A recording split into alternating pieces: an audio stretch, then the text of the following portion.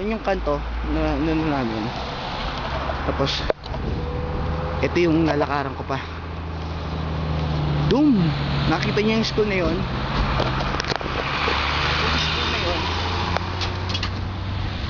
Yung school na yun, yun yung pupuntahan ko.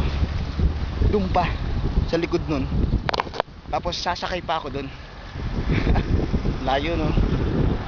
Kaya sasakay ako. Yan, no? Makita niyo, yun yung mga nilalakaran ko. Isipin niyo kung gaano kalayo yan.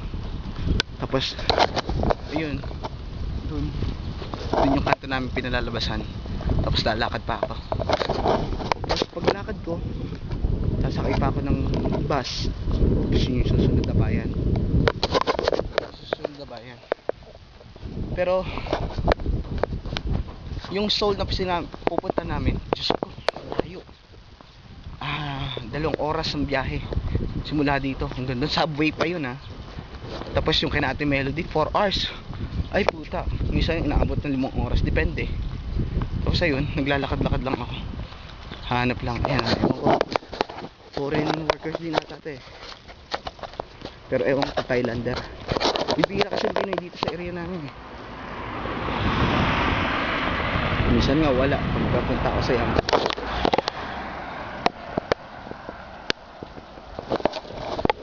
You know, hindi ko kilala yun, pero baka Thailander. Pero ano, ayun, naglalakad.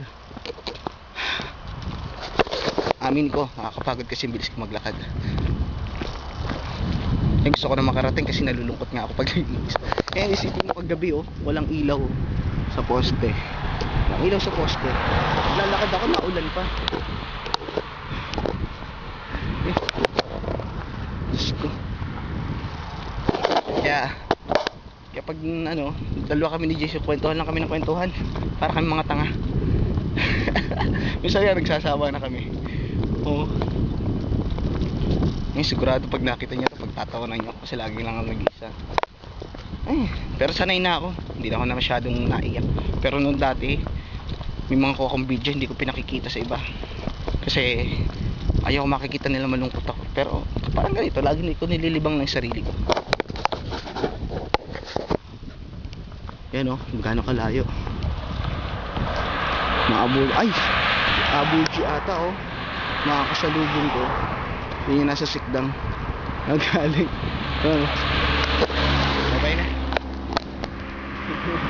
Babay na ulit.